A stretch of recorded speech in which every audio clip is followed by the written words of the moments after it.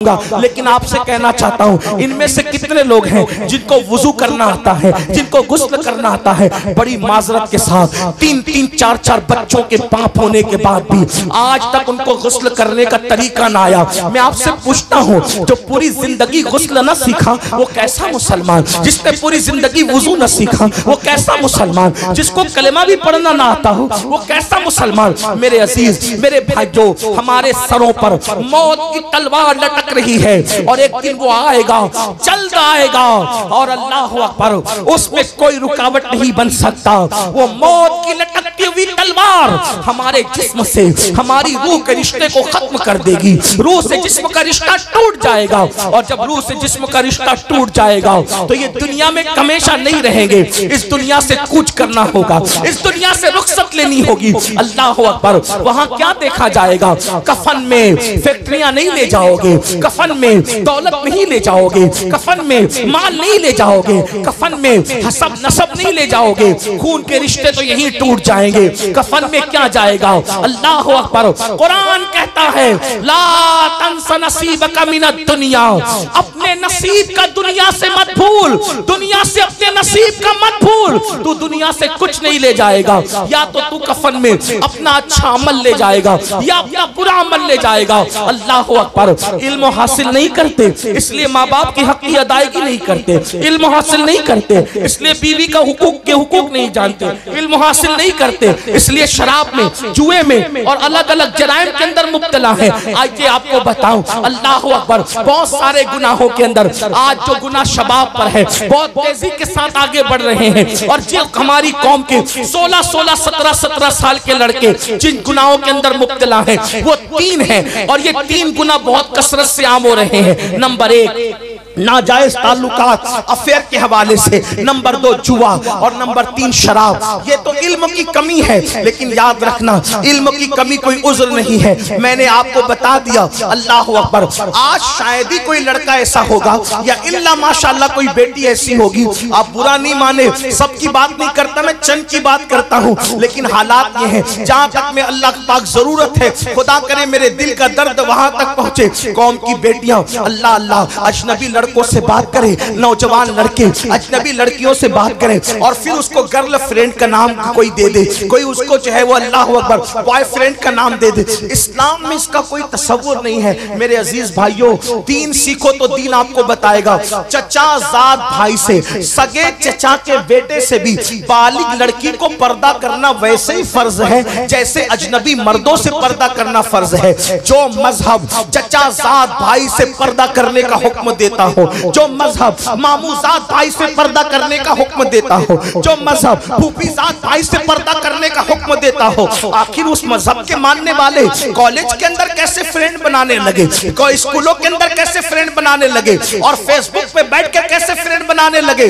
दुनिया मुझे चाहे जो नाम दे, मैं उसको गाली सुनने के लिए तैयार हूँ, लेकिन ये जरूर कहूंगा बेटियों के हाथ में तस्बीह और बेलन अच्छा लगता है, बेटियों के हाथ में स्मार्ट मोबाइल की कोई जरूरत नहीं है। अगर बच्चियां गालियां दे तो चाहे दे ले, लेकिन मैं अपनी कौम के जिम्मेदारों से गुजारिश करता हूं, बेटी अगर 5 लाख के जेवर मांगे, बीवी अगर 5 लाख के जेवर मांगे, उसको 5 लाख का जेवर ला करके दे देना, 5 की बजाय 10 लाख का ला कर दे देना अगर अल्लाह ने हैसियत दी है, लेकिन 5000 का स्मार्ट मोबाइल ला करके मत देना। इसलिए कि आज घरों में बैठ करके जो नाजायज ताल्लुकात की वबा आम हो रही है उसका सबसे बड़ा जरिया स्मार्टफोन है। बेटियों को स्मार्टफोन न दो, अगर बहुत ज्यादा जरूरत है तो सिर्फ फोन पर बात करने के लिए कोई हल्का फुल्का सा ऐसा हो जिसमें तस्वीरें न हो, जिसमें इंटरनेट न हो, इसमें आबरू बचाने का जरिया है। वरना याद रखो, आज फेसबुक ने वो दिन दिखाए कि शरीफ घरों की बेटियां भी दूसरों के साथ भागती हुई नजर आई है। अल्लाह अकबर, क्या तूफान है इंटरनेट के जंगल ने बपा किया है, इसका अंदाजा शायद देहात में बैठे हुए लोगों को नहीं हो सकता। मेरे आका सल्लल्लाहु अलैहि वसल्लम के दीवानों, याद रखो हमारे यहाँ बेटी की इज्जत को बहुत बुलंद मकाम दिया गया है। लोग कहते हैं मुसलमान बेटी की आजादी नहीं चाहता। हम कहते हैं बेटी की आजादी इसलिए चाहे तुम, भेड़िया ये कहे कि बकरी को तेरे खूंटे से खोल के आजाद कर दे ताकि मैं उछल लूं आजादी के नाम पे। सुन लो, बकरी की भी भलाई इसमें है और मालिक की भी भलाई इसमें है कि जिसको खूंटे पे रखना चाहिए उसको खूंटे में रखे, जिसको घर में रखना चाहिए उसको घर में रखे, और जिसको आजाद रखना चाहिए उसको आजाद रखे। आजाद कुत्ते फिरा करते हैं, पालतू शरीफ बकरियां नहीं फिरा करती। तो इस्लाम किसी भी बकरी को किसी भेड़िए के हवाले करने का कायल नहीं है। अगर पाप के भेड़िए औरतों को पाप की नजर से देखने वाले, औरतों को आजादी के नाम पर नंगा करके अपनी हवस निकालना चाहते हैं तो हम ये कहना चाहते हैं जो दाना देना है दे दो, लेकिन हम अपनी बेटियों को पर्दे में रखकर बताएंगे कि बेटियों को पर्दे में रखना ये जुल्म नहीं है बल्कि बेटी की कीमती होने की अलामत है। पर्दे में रखने का मतलब ये नहीं, पर्दे में रखने का मतलब ये नहीं कि जुल्म कर रहे हैं। हर पर्दे में रखी हुई चीज पे जुल्म नहीं होता। देखो, सब्जियां रोड पे बिकती है लेकिन सोना रोड पे नहीं बिकता बल्कि बड़े एहतिमाम से बिकता है। वजह क्या है? सब्जी सस्ती होती है, सोना कीमती होता है, हीरा उससे भी ज्यादा कीमती होता है। तो सुनार की दुकान पे हीरा नहीं मिलता बल्कि उसके लिए और एहतिमाम होता है। तो याद रखो, हर कीमती चीज छुपा के रखी जाती है। मिसाल के तौर पे मैं अक्सर अपनी बहनों को समझाने के लिए कहता हूँ, देखो हमारे मजहब ने जिसको कीमती समझा उसको पर्दे में रखा और पर्दे में देख के हम समझ जाते हैं कि ये कीमती है। मिसाल के तौर पे दुनिया में करोड़ों कब्रें मौजूद है, बोलो है कि नहीं है? करोड़ों कब्रें मौजूद है, एक तो नहीं, आपके झारखंड में करोड़ों कब्रें होगी, करोड़ों की बात कर रहा हूं, करोड़ों कब्रें होगी, ढूंढोगे तो अल्लाह अकबर। लेकिन देख लो, सारी कब्रें नंगी पड़ी हुई है, लेकिन जब हम किसी कब्र पर गिलाफ पड़ा हुआ देखते हैं और उसको चादर के नीचे पर्दे में देखते हैं, समझ जाते हैं किसी शराबी की कब्र नहीं होगी, किसी जुआरी की नहीं होगी, किसी जानी की नहीं होगी, बल्कि ये कीमती कब्र है। इसलिए इस पे कपड़ा और पर्दा डाल दिया गया है, इस पे गिलाफ डाल दिया गया है। इसी तरह देखो, दुनिया की सारी मस्जिदें बेपर्दा है, लेकिन जो मस्जिदों में सबसे अफजल तरीन मस्जिद है जिसे काबतुल्लाह शरीफ कहते हैं, उसको गिलाफ में ढक करके बताया गया है। और मस्जिदें अलग है, दिल्ली की जामा मस्जिद की इज्जत अलग है, मगर वो बेपर्दा है और अल्लाह के काबे की हुर्मत अलग है, इसलिए उसको पर्दे में कर दिया गया है। पता चला हर इज्जत की चीज को पर्दे में किया जाता है। देखो, दुनिया में करोड़ों किताबें हैं, सारी किताबें बेपर्दा पड़ी हुई है, लेकिन कुरान को पर्दे में रखा जाता है। जिस किताब को हम पर्दे में देखते समझ जाते हैं, बुखारी नहीं होगी, मुस्लिम नहीं होगी, तिरमिजी नहीं होगी, इब्ने माजा नहीं होगी, साइंस टेक्नोलॉजी अलजेब्रा की किताबें नहीं होगी, यकीनन ये अल्लाह का कुरान होगा। इसीलिए इसको पर्दे में रखा गया। सारी किताबें इज्जत वाली में बेइज्जत नहीं कर रहा हूं, लेकिन सब इज्जत वाली में जो इज्जत वाली सबसे ज्यादा किताब थी उसको पर्दे में रखा। फिर देखो, इंसान दो चीजों का मजमुआ है, एक उसका जिस्म है, एक उसकी रूह है। अल्लाह अकबर। रूह इंसान की जिंदगी का सरचश्मा है। जब तक रूह है तब तक इंसान स्टेज पर, जब तक रूह है तब तक महफिल में, जब तक रूह है तब तक पार्लियामेंट में, जब तक रूह है वो वजीर है, जब तक रूह है वो अमीर है, जब तक रूह है वो इज्जत वाला है, जब तक रूह है वो आलिम है, जब तक रूह है वो खतीब है, जब तक रूह है वो पीर है। लेकिन रूह निकल गई तो लोग ये नहीं कहते पीर साहब को उठाओ, आलिम साहब को उठाओ, एमएलए साहब को उठाओ, एमपी साहब को उठाओ। नहीं, लोग क्या कहते हैं? मैयत को उठाओ, मैयत को निलाओ। पता चला जब तक रूह है सारी डिग्री और अलकाबात सलामत है। रूह निकल गई, मैयत के सिवा कोई और नाम नहीं। तो पता चला रूह कितनी कीमती है। और इंसान दो चीजों का मुरक्कब है, जिस्म और रूह का। पता चला रूह कीमती चीज है, जिस्म को जाहिर किया और रूह को अंदर छुपा लिया, यानी कि पर्दे में रखा क्योंकि वो ज्यादा कीमती थी। इसी तरह मजहब भी दो चीजों का मजमुआ है, एक है अमल, एक है अकीदा। अमल के बगैर कोई मुसलमान हो सकता है, अकीदे के बगैर मुसलमान नहीं हो सकता। इसलिए अमल को जाहिर रखा और अकीदे को दिल में छुपा लिया। तो हर चीज जो बहुत ज्यादा अहम थी उसको पर्दे में रखा। बल्कि अब कह ले कि मखलूक को बेपर्दा किया और मखलूक बनाने वाला खालिक खुद अपनी शान के मुताबिक पर्दे में। पर्दा जुल्म है। अगर पर्दा जुल्म होता तो खल्लाक के कायनात पर्दे में क्यों? पर्दा जुल्म नहीं है, पर्दा तो इज्जत वालों की अलामत है, पर्दा तो वकार वालों की अलामत है। इसलिए औरतों से कहते हैं जो जालिम टीवी पर आकर भौंके कि औरतों पे जुल्म हो रहा है पर्दे की वजह से, उनसे कहो जुल्म तुम्हारे यहाँ हो सकता है, हमारे यहाँ औरत कीमती, कितनी कीमती है। हमारे यहाँ औरत का दूसरा नाम सैयदा फातिमा है, हमारे औरत का दूसरा नाम सैयदा ज़ैनब है, हमारे औरत का दूसरा नाम आयशा सिद्दीक़ा है, हमारे औरत का दूसरा नाम खदीजतुल कुबरा है। और अगर समेट ले उसको, औरत का नाम या तो माँ है, औरत का नाम या तो बहन है, औरत का नाम या तो बीवी है, औरत का नाम या तो बेटी है। चार रूप है औरतों के, माँ है, बहन है, बीवी है या बेटी है। अब अंदाजा फरमाए, अगर वो बेटी है तो बेटी को रसूलुल्लाह फरमाते हैं जिसके घर बेटी पैदा हुई वो खुशी करे, वो बेटी अपने बाप के लिए जन्नत और रहमत है। पता चला बेटी बन के पैदा हुई तो जन्नत और रहमत, और अगर जवान हो गई तो अल्लाह अकबर, जवान होकर शादी करके किसी के घर गई तो आका फरमाते हैं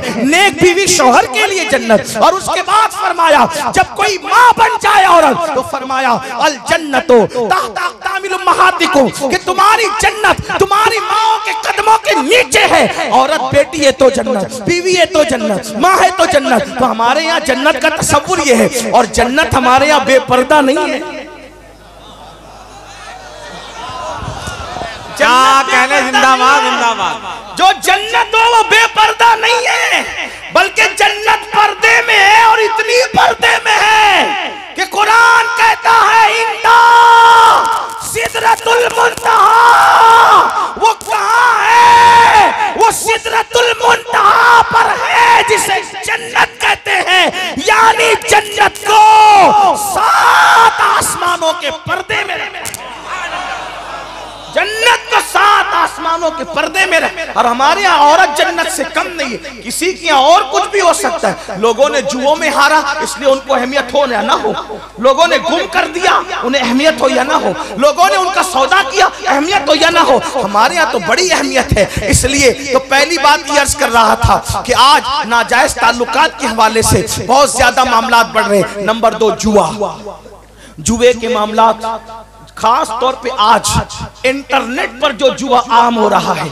और उसको मैं समझता हूँ कि नाक की क्लिप सुनो, बयान की क्लिप सुनो, कोई क्लिप सुनो, उसमें जंगली रमी का एडवर्टाइज जरूर आता है, उसकी इश्तिहारबाजी बहुत कसरत से हो रही। कोई कहता मैंने करोड़ जीता, कोई कहता मैंने 2 करोड़ जीता, कोई कहता मैंने इतना जीता। याद रखें जुआ ये हराम, इतना समझना।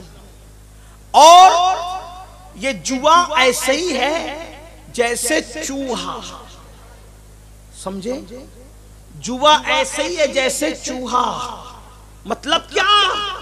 जब किसी चूहे को मारना होता है तो पिंजरे के अंदर रोटी लटकाई जाती है, चूहा रोटी देखकर आता है, और आने के बाद जैसी रोटी खींचता है तो रोटी मुंह में आए या ना आए, लेकिन पिंजरे का दरवाजा बंद हो जाता है, और फिर चूहा हमेशा के लिए अपना वजूद खो देता है। ऐसे ये जुआ एक लटकती हुई रोटी की तरह है जैसे चूहे के लिए। ये लालच में मत आओ, इजी मनी के चक्कर में जो भी पड़ा वो रोड पे आ गया। रातों रात करोड़पति बनने के चक्कर में जो भी पड़ा, जो पूंजी थी वो भी खत्म हो गई। एक तो पूंजी गई, और अगर जीता जुआ में तो उसका कपड़ा पहना, तो जब तक वो कपड़ा बदन पर है ना दुआ कबूल है ना नमाज कबूल है। अगर उसी जुए से घर बनाया तो जब तक उसकी ईंट बाकी रहेगी जुआ खेलने वाले पे अल्लाह की लानत बरसती रहेगी। और सबसे बड़ा खसारा और नुकसान दिल के कानों से सुन लो, अगर सुन सकते हो तो। मेरे आका गैबदा नबी सल्लल्लाहु अलैहि वसल्लम ने फरमाया कि जिसने दुनिया में जुआ खेला होगा, जब वो कयामत के दिन उठेगा तो उसका हाथ सूअर के खून में रंगा हुआ होगा, उसका हाथ सूअर के खून में रंगा हुआ होगा। अल्लाह अकबर। कयामत के दिन आप सूअर के नाम से बहुत नफरत करते हैं, लेकिन जुआ खेलने वालों, जुआ से दिलचस्पी रखने वालों, मेरे भाइयों, ये मेरे नबी का फरमान है, अपने आका का फरमान है। और जरा सुनो उसका नुकसान क्या है। मेरे आका गैब दा नबी सल्लल्लाहु अलैहि वसल्लम फरमाते हैं, जिसने दुनिया में जुआ खेला होगा, बल्कि यहाँ तक इमाम गजाली ने लिखा कि जुआ के आलात अपने हाथ में लिए होंगे, वो हाल इस हालत में कयामत में उठेगा कि उसका हाथ सूअर के खून में रंगा होगा। अब सूअर के खून में रंगने का नुकसान क्या है? कयामत के दिन एक मंजर ये भी होगा कि मेरे आका अपनी उम्मतियों से मुसाफा करेंगे, मेरे सरकार अपनी उम्मत से मुसाफा करेंगे। यही तो बात है, आशिकाने रसूल के लिए महशर में भी एक महशर है,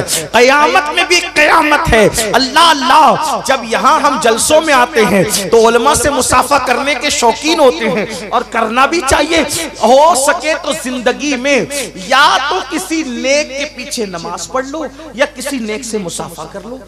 क्या होता है जब नेक सजदे से सर उठाता है, हदीस पाक है, तवज्जो करें, जब कोई नेक बंदा सजदे से सर उठाता है तो उसके पीछे जितने खड़े रहते अल्लाह सबकी मगफिरत फरमा देता है। और जब कोई किसी नेक बंदे से मुसाफा करता है तो जिसने नेक बंदे से मुसाफा किया अल्लाह पाक उसकी भी मगफिरत फरमा देता है। एक जालिम बादशाह की मौत के बाद किसी ने उसको जन्नत में टहलते देखा, पूछा कि तेरा क्या हाल है? उसने कहा मैं जन्नत में हूँ। कहा दुश्मने खुदा तू जन्नत में कैसे? तो उसने जवाब दिया, एक मर्तबा इमाम हसन बसरी के हाथ चूमे थे, उसी की वजह से अल्लाह ने मेरी मगफिरत फरमा दी। आपसे पूछता हूँ उलमा सादात नेक बंदों से मुसाफा जब इतनी बड़ी बात है तो कयामत के दिन कैसी लालच होगी जब वो हुस्ने सरापा, वो जलवे जहां आ रहा, वो हुस्ने तमाम, वो हुस्ने कामिल, वो रश्के कमर, अल्लाह अकबर, वो रश्के गुल, बल्कि रश्के गुलशन। मेरे इमाम कहते हैं वो है लम्हाए नाजुक उनके हजार चढ़ते हैं फूल जिनसे, वो है लम्हाए नाजुक उनके हजार चढ़ते हैं फूल जिनसे। गुलाब गुलशन में देख बुलबुल, ये देख गुलशन गुलाब में है, कितने खूबसूरत है मेरे आका। अल्लाह अकबर। फरमाया गया कयामत में मेरे आका अपनी उम्मत से मुसाफा करेंगे। लेकिन आप मुझे बताओ जिनके हाथ जुआ खेलने की वजह से सूअर के खून में रंगे हुए होंगे, ऐ मेरी कौम के जवानों जरा उस वक्त का तसव्वुर करो, उस वक्त का तसव्वुर करो, उन हालात का तसव्वुर करो, उस कयामत का तसव्वुर करो।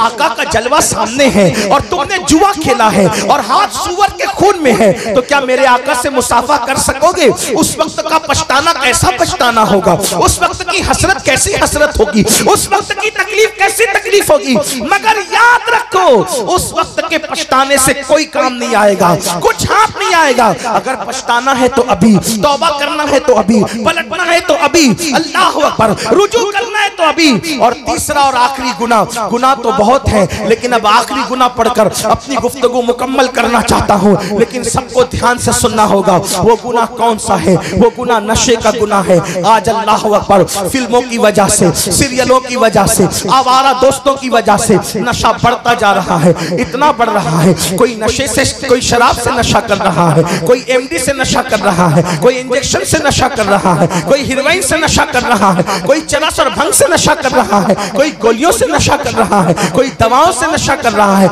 याद रखना मेरे आका गैब दा नबी सल्लल्लाहु अलैहि वसल्लम ने फरमाया कुल्लु मुस्किरिन हराम, हर नशावर चीज हराम है। मेरे भाइयों हर नशा हराम है, किसी भी नशे की इजाजत नहीं दी गई। और आप जानते हैं अल्लाह अकबर किताबों में लिखा है अब्दुल मलिक इब्ने मरवान के दरबार में, मरवान का बेटा अब्दुल मलिक जब वो बादशाह बना उसके दरबार में कफन चोर आया और उसने कहा मैंने कफन चोरी से तौबा की। तो मरवान के बेटे अब्दुल मलिक ने पूछा ऐ कफन चोर तूने कैसे तौबा की, क्यों तौबा की, तौबा करने की वजह क्या है? तो उसने बयान किया एक मर्तबा मैं कफन चोरी करने गया तो मैंने क्या देखा कि कब्र मैंने खोली, तो कब्र खोलने के बाद क्या देखा कि मुर्दे का चेहरा किबले से फिरा हुआ है, मुर्दे का चेहरा किबले से फिरा हुआ है और उसकी कब्र में आग भड़क रही है। अल्लाह अकबर, उसकी चीखें निकल रही है। मैं हैरान होकर भागा तो गैब से आवाज आई ऐ बंदे पूछना नहीं कि इसका चेहरा किबले से क्यों फिरा हुआ है, इसकी कब्र में आंख क्यों भड़क रही है। तो मैंने पूछा क्यों भड़क रही है, तो कहा ये नमाज में सुस्ती करता था, ये नमाज नहीं पढ़ता था, इसलिए इसका चेहरा किबले से फिरा हुआ। मुझे ये हिकमत समझ में आई, बेनमाजी का चेहरा किबले से फिरा हुआ क्यों? क्योंकि वो दुनिया में किबले की तरफ रुख नहीं करता था।